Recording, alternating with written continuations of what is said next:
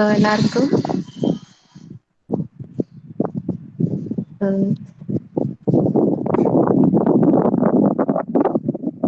നിങ്ങൾ ആ വീഡിയോയിൽ എന്തൊക്കെയാണ് ലാൻഡ്ഫിൽ സൈറ്റിൽ ആക്ടിവിറ്റീസ് നടക്കുന്നതെന്ന് കണ്ടിട്ടുണ്ടാവും. അപ്പോൾ ഓൾമോസ്റ്റ് നമ്മൾ ഡിസ്കസ് ചെയ്ത കാര്യങ്ങൾ തന്നെ ആയിരുന്നു അതിനകത്ത് ഉണ്ടായിരുന്നത്. ഓക്കെ, അപ്പൊ നമ്മൾ ഡിസ്കസ് ചെയ്തത് ഡിഫറെന്റ് ടൈപ്സ് ഓഫ് ലാൻഡ്ഫിൽസും ഡിസ്കസ് ചെയ്തിട്ടുണ്ടായിരുന്നു. ഇനീഷ്യലി ആ ഒരു സൈറ്റില് ഒരു ട്രെഞ്ച് മെത്തേഡ് ആയിരുന്നു ചെയ്തുകൊണ്ടിരുന്നത്. പിന്നെ it is above the ground level ആണ് പിന്നീട് വരുന്നത്. അപ്പൊ it will be A combination of trench and area method ആയിരിക്കും അവിടെ ഫോളോ ചെയ്യുന്നുണ്ടാവുക. ഓക്കെ, സോ നമുക്ക് ഇനി കുറച്ച് കാര്യങ്ങളും കൂടെ നോക്കാനുണ്ട്. അങ്ങനെയാണെങ്കിൽ ലാൻഡ്ഫിൽ കംപ്ലീറ്റ് ആവും. സോ മെയിൻ ആയിട്ട് നോക്കാനുള്ളത് advantages and disadvantages of a sanitary landfill as well as as well as the site selection. ഒരു സാനിറ്ററി ലാൻഡ്ഫിന്റെ സൈറ്റ് സെലക്ഷൻ സെലക്ട് ചെയ്യുമ്പോൾ നമ്മൾ എന്തൊക്കെ ഫാക്ടേഴ്സ് ആണ് കൺസിഡർ ചെയ്യുന്നതെന്നാണ് നമുക്ക് നോക്കാനുള്ളത്. Okay, so first we will see the advantages of a sanitary landfill. ഓക്കെ, ലാൻഡ് അവൈലബിൾ ആയിട്ടുള്ള ഒരു പോയിന്റിൽ അല്ലെങ്കിൽ ലാൻഡ് അവൈലബിൾ ആയിട്ടുള്ള ഒരു സൊസൈറ്റിക്ക് most economical method of solid waste disposal is landfill. Okay, പിന്നെ ഒരു സോളിഡ് വേസ്റ്റ് മാനേജ്മെന്റ് പ്രോജക്റ്റിനെ സംബന്ധിച്ചിടത്തോളം initial cost, initial investment is very low in case of a sanitary landfill.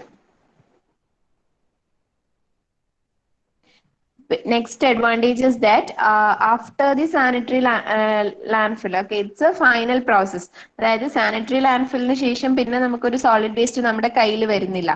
ഇപ്പൊ ഇൻസിനറേഷനോ പൈറോളിസിസോ വേറെ ഏതെങ്കിലും പ്രോസസ് ആണെങ്കിൽ അതിന് ശേഷം വരുന്ന ഒരു സോളിഡ് വേസ്റ്റ് ഉണ്ട്. ഓക്കെ, ഇൻസിനറേഷൻ ആണെങ്കിൽ ആഷ്, അതുപോലെ അൺയൂസബിൾ ഇപ്പം ആഷിന്റെ ഡിസ്പോസൽ ഉണ്ട്. അത് മാത്രമല്ലാതെ ഇപ്പം എല്ലാ പ്രോഡക്ട്സും നമുക്ക് ഇൻസിനറേറ്റ് ചെയ്യാൻ പറ്റില്ല. അപ്പൊ ഇൻസിനറേറ്റ് ചെയ്യാൻ പറ്റാത്ത സർട്ടൻ ഫാക്ടേഴ്സ് ഉണ്ട്.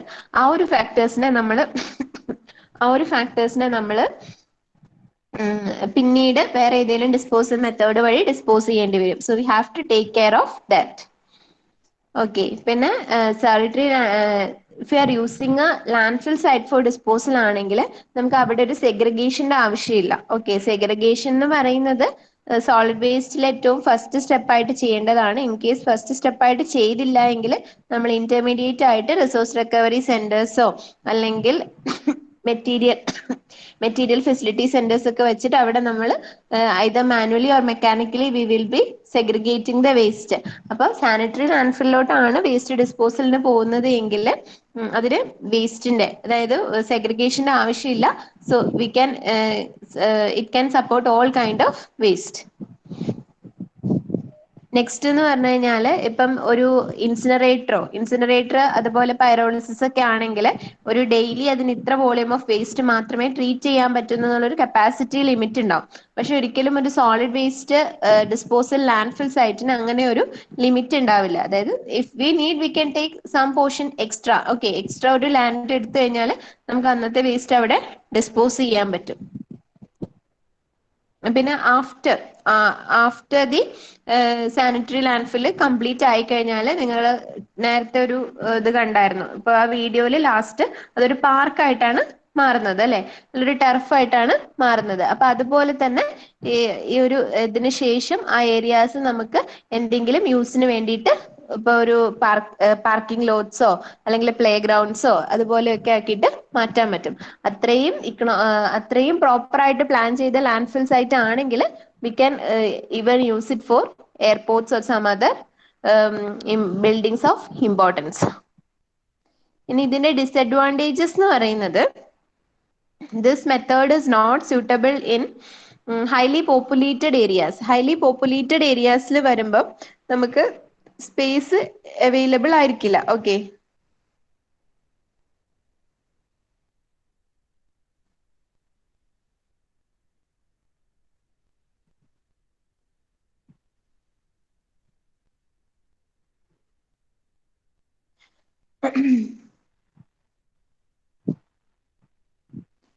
ഹൈലി പോപ്പുലേറ്റഡ് ഏരിയാസിൽ വരും സമയത്ത് this may not be highly populated ഏരിയാസിൽ ഒരിക്കലും നമുക്കൊരു ലാൻഡ്ഫിൽ സൈറ്റ് പ്ലാൻ ചെയ്യാൻ പറ്റില്ല. Landfill site should be away from the പോപ്പുലേഷന് അവേ ആയിട്ടുള്ള ഒരു സൈറ്റിലായിരിക്കണം നമുക്ക് ലാൻഡ്ഫിൽ സൈറ്റ്. അപ്പൊ നമ്മുടെ ഒരു ഡിസ്പോസലിന്റെ കോസ്റ്റ്, ഈ ഒരു ഡിസ്പോസൽ എന്ന് പറയുന്ന ആ ഒരു മെത്തേഡ് സെലക്ട് ചെയ്യുന്ന സമയത്ത് ആ ഒരു ഹോളിംഗ് ഡിസ്റ്റൻസിന്റെ കോസ്റ്റ് എക്സസ് ആയിട്ട് വരുവാണെങ്കിൽ ഇതൊരു ഇക്കണോമിക്കൽ മെത്തേഡ് അല്ലാതെ മാറി വരും. പിന്നെന്ന് വെച്ച് കഴിഞ്ഞാല് സാനിറ്ററി ലാൻഡ്ഫിൽ നമ്മൾ പ്രോപ്പർ ആയിട്ട് മെയിൻറ്റെയിൻ ചെയ്തില്ലെങ്കിൽ, ഓക്കെ, അത് പ്രോപ്പർ ആയിട്ട് മെയിൻറ്റെയിൻ ചെയ്തില്ല എങ്കിൽ it will become an open dump area ആയിട്ട് മാറും. ജസ്റ്റ് ഡംപ് ചെയ്യുന്ന ഒരു ഏരിയ ആയിട്ട് ഈ ഒരു സാനിറ്ററി ലാൻഡ്ഫിൽ മാറും. ഓക്കെ, പിന്നെ സാനിറ്ററി ലാൻഡ്ഫിൽസ് പബ്ലിക്കിന്റെ ഓപ്പോസിഷന് വലിയൊരു റീസൺ ആയിട്ട് വരും. കാരണം എന്താ വെച്ച് കഴിഞ്ഞാൽ പബ്ലിക് പ്രോപ്പർട്ടീസിന്റെ അടുത്ത്, അല്ലെങ്കിൽ അതായത് പബ്ലിക്കിന്റെ പോപ്പുലേഷൻ കൂടുതലുള്ള ഏരിയാസിൽ സാനിറ്ററി ലാൻഡ്ഫിൽ വെച്ച് കഴിഞ്ഞാൽ it will become A great nuisance for them, then they will react back. Okay, completed landfill, okay, ഒരു കംപ്ലീറ്റഡ് ലാൻഡ്ഫിൽ സെറ്റിൽ ചെയ്യും. അപ്പം നമ്മൾ അതിന്റെ ടോപ്പിലായിട്ട് എന്തെങ്കിലുമൊക്കെ പണിയാണെങ്കിൽ തന്നെ ഇറ്റ് നീഡ്, എപ്പോഴും അതിനൊരു മെയിൻ്റനൻസ് നമ്മൾ പ്രൊവൈഡ് ചെയ്തുകൊണ്ടിരിക്കണം. അതായത് എപ്പോഴും അതൊരു മെയിൻറ്റെയിൻ ചെയ്ത് പ്രോപ്പർ ആയിട്ട് അതിനകത്ത് നിന്നുള്ള, ഇപ്പൊ ഗ്യാസ് പ്രൊഡക്ഷൻ ഉണ്ടാവും എന്ന് പറഞ്ഞു, അപ്പൊ ഗ്യാസ് പ്രൊഡക്ഷൻ നമ്മൾ മോണിറ്റർ ചെയ്യണം, ലീച്ചേറ്റ് നമ്മൾ മോണിറ്റർ ചെയ്യണം. അപ്പൊ അത് അതർ സോഴ്സസിനെ, അതായത് നമ്മുടെ അതർ പ്യുവർ ആയിട്ടുള്ള എയർ സോഴ്സസിനെ ആയിക്കഴിഞ്ഞാലും വാട്ടർ സോഴ്സിനെ ആയിക്കഴിഞ്ഞാലും കണ്ടാമിനേറ്റ് ചെയ്യാതെ അതിനെ പ്രോപ്പർ ആയിട്ട് മെയിൻറ്റെയിൻ ചെയ്യണം. Okay, next disadvantage is that if you are planning to do something above that landfill site, okay, നമ്മൾ നേരത്തെ പറഞ്ഞു ലാൻഡ്ഫിൽ സൈറ്റിന്റെ മേലെ നമുക്ക് എന്ത് ബിൽഡിംഗ് വേണമെങ്കിലും കൺസ്ട്രക്ട് ചെയ്യാന്ന് പറഞ്ഞു. പക്ഷെ ഒരു ലാൻഡ്ഫിൽ സൈറ്റിന്റെ മേലെയാണ് നമ്മൾ കൺസ്ട്രക്ട് ചെയ്യുന്നതെങ്കിൽ ആ ബിൽഡിങ്ങിന് പ്രത്യേക പ്രോപ്പർട്ടീസ് ഉള്ള ബിൽഡിങ്സ് ആയിരിക്കണം. അത് നമ്മൾ പ്രോപ്പർ ആയിട്ട് ഡിസൈൻ ചെയ്തിട്ടുള്ള ഒരു ബിൽഡിങ്സ് ആയിരിക്കണം. പിന്നെ ഫൈനലി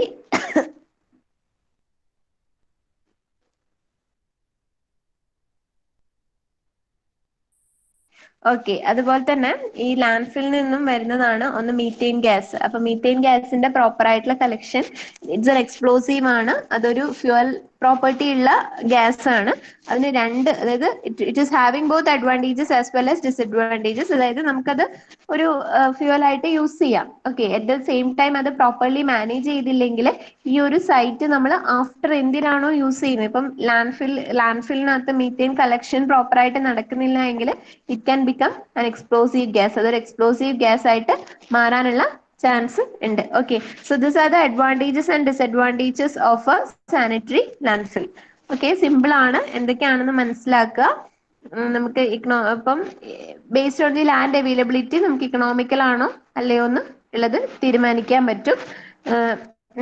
സാനിറ്ററി ലാൻഡ്ഫിൽ എന്ന് പറയുന്നത് ഇപ്പൊ സെഗ്രിഗേഷൻ ആവശ്യമില്ലാത്ത, വളരെ എന്താ പറയാ, അതുപോലെ തന്നെ നമുക്ക് ക്വാണ്ടിറ്റി നമുക്ക് അത്രയും ഫിക്സ്ഡ് ആയിരിക്കണം എന്നില്ല.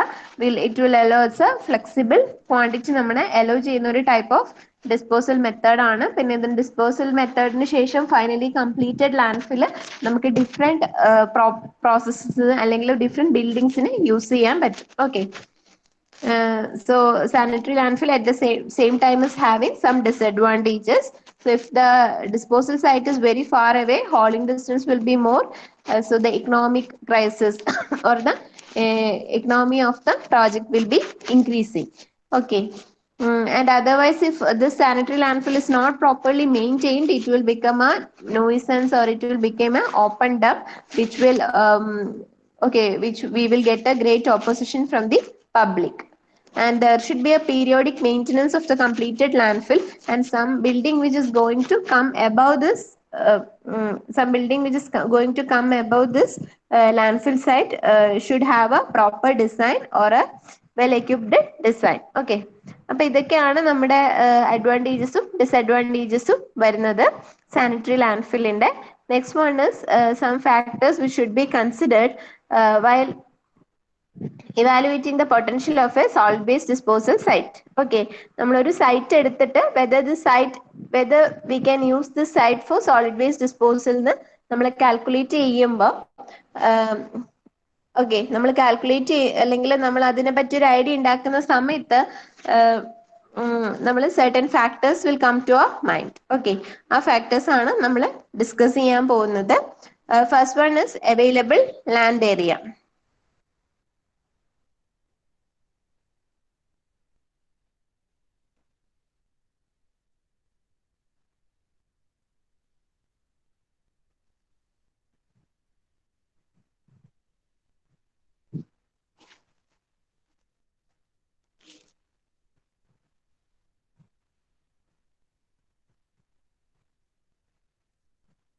Okay. So first point is available land area. Available land area in the sense, because we should have proper, so the land area should be available in large number. Okay, so we are planning this landfill for a minimum of 5 to 20 years. We'll be using that site for as our landfill site. Okay, so അപ്പോൾ proper ആയിട്ട് സ്ഥലം available ആയിരിക്കണം. Okay. Minimum ഒരു 1 ഇയറിലെങ്കിലും നമുക്ക് ആ ഒരു site use ചെയ്യാനുള്ള അല്ലെങ്കിൽ ആ ഒരു സൈറ്റ് വേസ്റ്റ് ഡംപ് ചെയ്യാനുള്ള ക്വാണ്ടിറ്റി ഡംപ് ചെയ്യാൻ പറ്റുന്ന ഒരു സൈറ്റ് ആയിരിക്കണം അത്. ഓക്കെ, അതായത് ഷോർട്ടർ പീരീഡ്സ് ആണ് നമ്മൾ യൂസ് ചെയ്യുന്നത് എങ്കിൽ ഡിസ്പോസൽ ഓപ്പറേഷൻ നമുക്ക് എക്സ്പെൻസീവ് ആവും. ഓക്കെ, അതുപോലെ തന്നെ അതിന്റെ അതായത് ആ ഒരു സൈറ്റ് പ്രിപ്പയർ ചെയ്യുക അതൊന്നും ഒരു ഷോർട്ട് ടേം പീരീഡിൽ പോസിബിൾ ആയിട്ടുള്ള ഫാക്ടേഴ്സ് അല്ല. പിന്നെ next point is impact of resource recovery.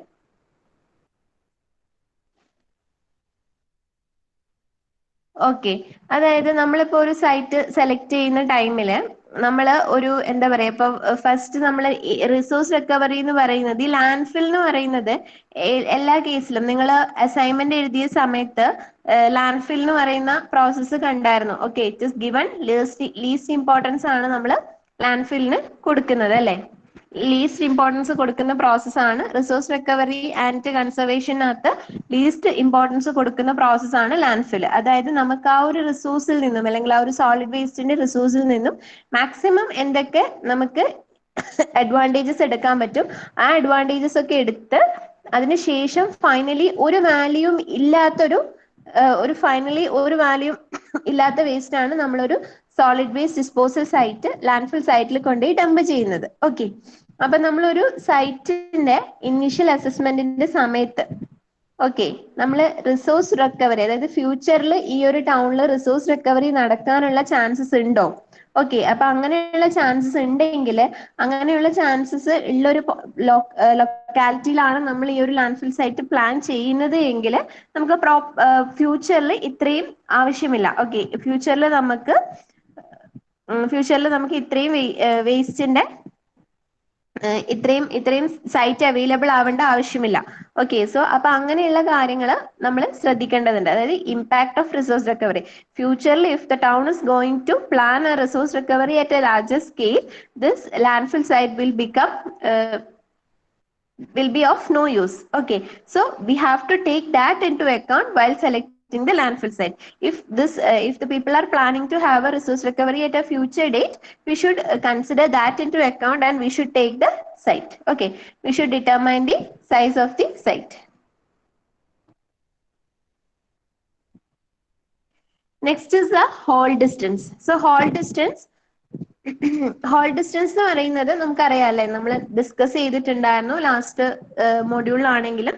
ആ ഒരു ഡിസ്റ്റൻസ് ആണ്, അതായത് നമ്മുടെ വേസ്റ്റ് കളക്ട് ചെയ്ത് ലാസ്റ്റ് പോയിന്റ് ഓഫ് കളക്ഷൻ തൊട്ട് നമ്മുടെ ഡിസ്പോസൽ സൈറ്റിലേക്ക് എത്ര ഡിസ്റ്റൻസ്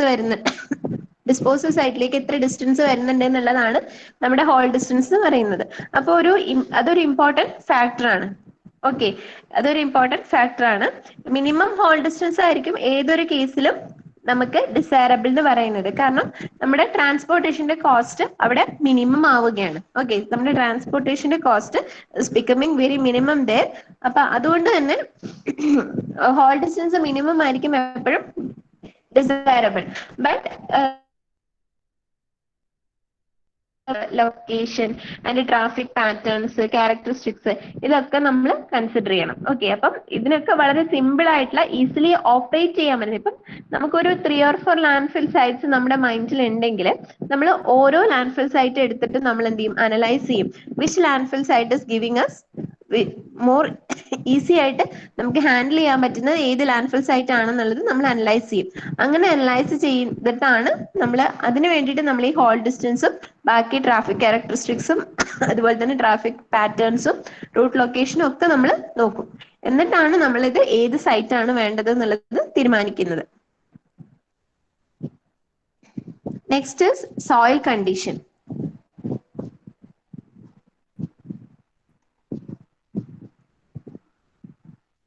ഓക്കെ, സോയിൽ കണ്ടീഷനെ പറ്റി നമ്മൾ പൂർണ്ണ മായിട്ടും അല്ലെങ്കിൽ നമുക്ക് പൂർണ്ണമായിട്ടുള്ള ഐഡിയ ഉണ്ടായിരിക്കണം. കാരണം നമ്മളൊരു ലാൻഡ്ഫിൽ സൈറ്റ് തുടങ്ങുന്നതിന്റെ ഫസ്റ്റ് സ്റ്റെപ്പാണ് site investigation. Okay, site investigation ചെയ്യണം, സോയിൽ കണ്ടീഷൻ നമ്മൾ നോക്കണം. കാരണം നമുക്ക് ഡെയിലി ഉള്ള ഒരു സോയിൽ കവർ ഉണ്ട്. ഓക്കെ, ഡെയിലി കവർ എന്ന് പറയുന്നത് ഒരു 30 സെന്റിമീറ്ററോളം തിക്കായിട്ടുള്ള സോയിൽ കവർ നമ്മൾ പ്രൊവൈഡ് ചെയ്യുന്നുണ്ട്. ഓക്കെ, സോ അപ്പം ഈ ഒരു സോയിൽ അവൈലബിൾ ആണോ ഈ ഒരു സൈറ്റിൽ, നമ്മൾ സെലക്ട് ചെയ്യുന്ന സൈറ്റിൽ നമുക്ക് ഇത്രയും പീരീഡിൽ ഇത്രയും വോളിയത്തിൽ വരുന്ന സമയത്തിൽ ഡെയിലി ഈ ഒരു സോയിൽ കവർ നമ്മൾക്ക് കൊടുക്കാൻ അവൈലബിൾ ആണോ. ഇനിയിപ്പം ഇൻ കേസ് ഇപ്പൊ നമ്മുടെ ആ ഒരു സൈറ്റിൽ അവൈലബിൾ അല്ലെങ്കിൽ ഫ്യൂച്ചർ നിയർ ബൈ ആയിട്ടുള്ള സൈറ്റ്സിൽ അവൈലബിൾ ആയിരിക്കും. ഓക്കെ, അപ്പൊ ഒരു അവിടുത്തെ ഒരു ഹൈഡ്രോ ജിയോളജി വെച്ചിട്ട് നമുക്ക് ഏതെങ്കിലും ബോറോ പിറ്റിൽ നിന്നാണ് ബോറോ ചെയ്യുന്നുണ്ടെങ്കിൽ അതിന് ആ ഒരു ബോറോ പിറ്റിലേക്കുള്ള ഡിസ്റ്റൻസ്. ഓക്കെ, ബോറോ പിറ്റ് എന്താണെന്ന് എല്ലാവർക്കും അറിയുന്നു വിചാരിക്കുന്നു. അതായത് നമ്മള് ഒരു എന്താ പറയാ, നമുക്ക് എർത്ത് മെറ്റീരിയൽ, നമുക്ക് എക്സ്ട്രാ എർത്ത് ആവശ്യമുണ്ടെങ്കിൽ നമ്മൾ സ്യൂട്ടബിൾ ആയിട്ടുള്ള ഒരു ലൊക്കേഷൻ, നമ്മുടെ ആ ഒരു സൈറ്റിൽ നിന്നും പുറത്തായിട്ടൊരു ലൊക്കേഷനിൽ നമ്മൾ ജസ്റ്റ് ഒരു പിറ്റ് എടുത്തിട്ട് അതിനകത്ത് നിന്നും എർത്ത് എക്സ്കവേറ്റ് ചെയ്ത് കൊണ്ടുവരുന്നതിനാണ് നമ്മൾ ബോറോ പിറ്റ് എന്ന് പറയുന്നത്. ഓക്കെ, സോ അപ്പൊ ആ ഒരു ബോറോ പിറ്റ് എവിടെ നമുക്കൊരു സ്യൂട്ടബിൾ ആയിട്ടുള്ള ലൊക്കേഷൻ ഉണ്ടോ, നമുക്ക് പ്രോപ്പർ ആയിട്ടുള്ള മെറ്റീരിയൽ ആ ബോറോ പിറ്റിൽ നിന്നും കിട്ടുമോ എന്നുള്ളതൊക്കെ നമുക്ക് നോക്കേണ്ടി വരും. Next is the climatological conditions. അതായത് അവിടുത്തെ ലോക്കൽ വെതർ കണ്ടീഷൻസ് നമ്മൾ പഠിക്കണം. അതുപോലെ തന്നെ അവിടുത്തെ എന്താ പറയാ, വിന്റർ സീസൺ ആണെങ്കിൽ വിന്റർ സീസൺസിൽ ഇറ്റ് വിൽ ഗെറ്റ് അത് ഫ്രീസ് ആവാനുള്ള സാധ്യതയുണ്ട്. അപ്പം ആ ഒരു ടൈമിൽ നമുക്ക് എക്സ്കവേഷനും അതുപോലത്തെ ആക്ടിവിറ്റീസ് ഒന്നും അവിടെ പോസിബിൾ അല്ല. ഓക്കെ, അപ്പൊ ഒരു വിന്റർ സീസൺ അതിന്റെ ഒരു ഇത് കേസസിൽ അങ്ങനെ പറയാം. ഇനിയിപ്പോ സപ്പോസ് വിൻഡ്, ഓക്കെ, അതായത് വിൻഡി ഏരിയ ആണ് ഉള്ളത് എങ്കിൽ നമ്മൾ പ്രോപ്പർ ആയിട്ട് നമുക്ക് ഈ ആക്ടിവിറ്റീസ് ഒന്നും ക്യാരി ഔട്ട് ചെയ്യാൻ പറ്റില്ല. കാരണം നമ്മൾ വേസ്റ്റ് ഡംപ് ചെയ്ത് കഴിഞ്ഞാൽ ലൈറ്റർ മെറ്റീരിയൽസ് ബ്ലോ ഓഫ് ചെയ്ത് പോകാനുള്ള ചാൻസസ് ഉണ്ട്. പിന്നെ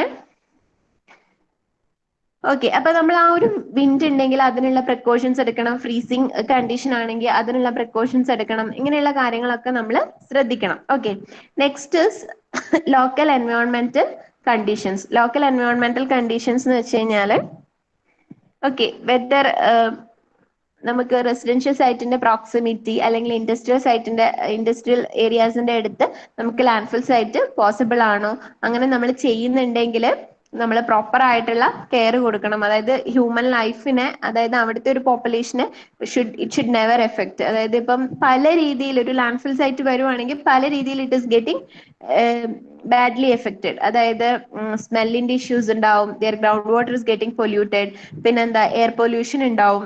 ഓക്കെ, പിന്നെ അതുപോലെ തന്നെ ഓർഡർ, നോയ്സ്, അങ്ങനെ ഡിഫറെന്റ് ഫാക്ടേഴ്സ് ഉണ്ട്. ഈ ഒരു ഫാക്ടേഴ്സ് ഒക്കെ മിനിമൈസ് ചെയ്യണം if we are providing something in a industrial as well as residential area. Residential ഏരിയാസിലോ ഇൻഡസ്ട്രിയൽ ഏരിയാസിലോ പ്രൊവൈഡ് ചെയ്യുന്നുണ്ട് എങ്കിൽ അതിന് മിനിമം ഹാം നമ്മുടെ കമ്മ്യൂണിറ്റിക്ക് വരുന്ന രീതിയിൽ വേണം നമ്മൾ ഇതാക്കാൻ വേണ്ടിയിട്ട്. പിന്നെ ഇപ്പൊ വിൻഡി ഏരിയാസ് ഒക്കെ ആണെങ്കിൽ എന്ത് സംഭവിക്കും, ഈ ഒരു ഫ്ലൈ ഓഫ് ചെയ്യാനുള്ള സാധ്യതയുണ്ട് ഈ ലൈറ്റർ മെറ്റീരിയൽസ്. അപ്പൊ അതിനെയൊക്കെ നമ്മൾ പ്രിവെന്റ് ചെയ്യണം. പിന്നെ surface water hydrology in the sense, അതായത് നമ്മളെ ലോക്കൽ ആ ഒരു ഏരിയയുടെ സർഫസ് വാട്ടറിനെ ഐഡന്റിഫൈ ചെയ്യണം. അപ്പൊ ആ ഒരു സർഫസ് വാട്ടറിലേക്ക് ഇവിടുന്ന് എന്തെങ്കിലും ലീച്ചിങ്ങോ ചാൻസസ് ഉണ്ടോ. പിന്നെ നമ്മുടെ ഈ ഒരു ലാൻഡ്ഫിൽ സൈറ്റിന്റെ ടോപ്പിൽ വരുന്ന റൺ ഓഫ് ഉണ്ടാവുമല്ലോ, അത് എന്ന് പറഞ്ഞു കഴിഞ്ഞാൽ ഈ ലാൻഡ്ഫിൽ സൈറ്റിന്റെ മുകളിൽ കൂടെയാണ് റൺ ഓഫ് ചെയ്ത് ഒരു ലോക്കൽ വാട്ടർ ബോഡിയിലേക്ക് എത്തുന്നത്. ഓക്കെ, അപ്പൊ അതിനെ നമ്മൾ കൺസിഡർ ചെയ്യണം. ആ ഒരു വാട്ടറിനെ നമ്മൾ നമ്മുടെ സോഴ്സിലേക്ക് എത്താൻ അനുവദിക്കരുത്. ആ ഒരു ലാൻഡ്ഫിൽ സൈറ്റിൽ നിന്നുള്ള റൺ ഓഫിനെ അവിടെ തന്നെ നമ്മൾ കളക്ട് ചെയ്ത് ട്രീറ്റ് ചെയ്യൊക്കെ ആവശ്യം വരും. പിന്നെ അതുപോലെ തന്നെ ചാൻസസ് ഓഫ് ഫ്ലഡിങ് ഉണ്ടാവാനുള്ള സാധ്യതകൾ ഉണ്ട്, അത് നമ്മൾ കൺസിഡർ ചെയ്യണം. Okay, next is geologic and hydrogeologic conditions.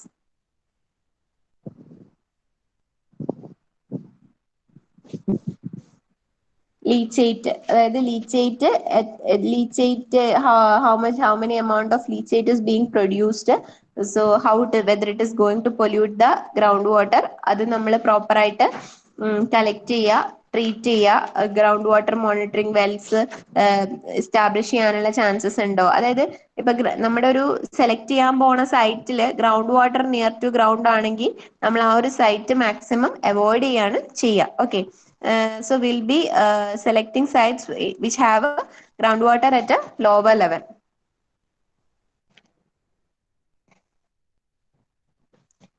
Finally നമ്മൾ നോക്കേണ്ട ഒരു കാര്യം എന്ന് പറഞ്ഞു കഴിഞ്ഞാല് നമ്മുടെ ഗ്രൗണ്ട് വാട്ടർ കംപ്ലീറ്റ് ചെയ്തതിന് ലാൻഡ്ഫിൽ സൈറ്റ് കംപ്ലീറ്റ് ചെയ്തതിന് ശേഷം ഏതൊരു പ്രോസസ്സിനാണ് നമ്മൾ യൂസ് ചെയ്യുന്നതെന്നുള്ളത് നമ്മൾ നോക്കണം. ഓക്കെ, അപ്പം അത് തന്നെ ആ ഒരു ഏതൊരു പ്രോസസ്സിനാണ് നമ്മളത് യൂസ് ചെയ്യാൻ പോകുന്നത്, അതിന് സ്യൂട്ടബിൾ ആയിട്ടുള്ള ലാൻഡ് ആണോ, ഈ ഒരു അതിന് സ്യൂട്ടബിൾ ആയ രീതിയിലായിരിക്കണം നമ്മൾ നമ്മുടെ ലാൻഡ്ഫിൽ സൈറ്റ് ഡിസൈൻ ചെയ്യേണ്ടത്. Okay,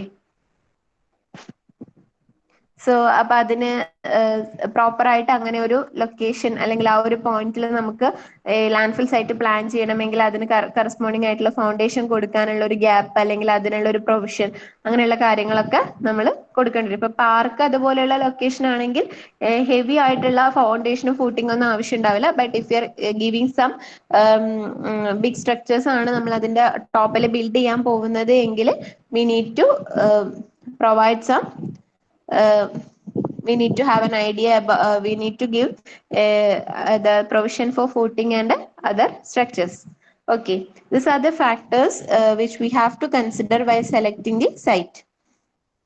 The ultimate use of that landfill site, geologic and hydrogeologic conditions, that is the pollution potential of the groundwater, movement of leachate gases, with the collection of the leachate gases, everything. Next, surface water hydrology, whether it is we have to check the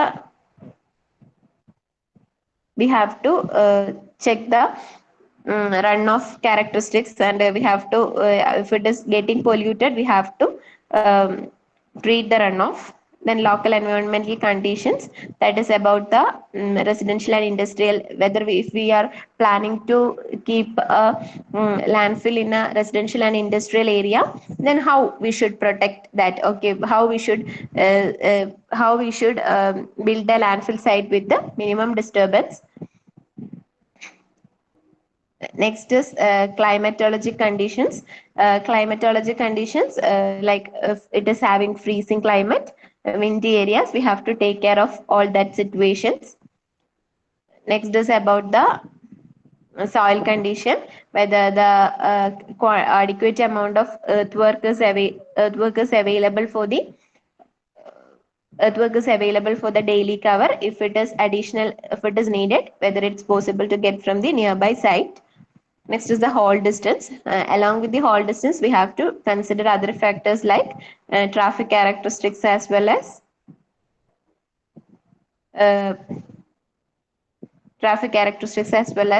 the collection route.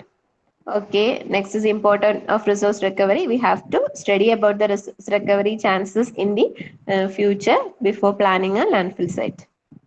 Okay, then available land area. It should be proper land area should be available for the construction of the landfill site. Okay, these are the points to be kept in mind while you are doing the site selection of a landfill. Okay, so we'll wind up today's class. If you have any doubts, you can stay here. Otherwise, thank you.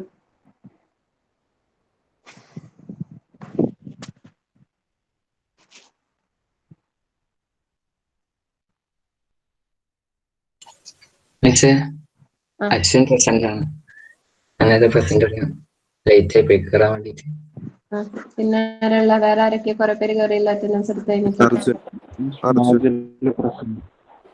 Ashwin, Arjun, പിന്നെ ഫാസില്, വേറെ ആരെങ്കിലും ഉണ്ടോ?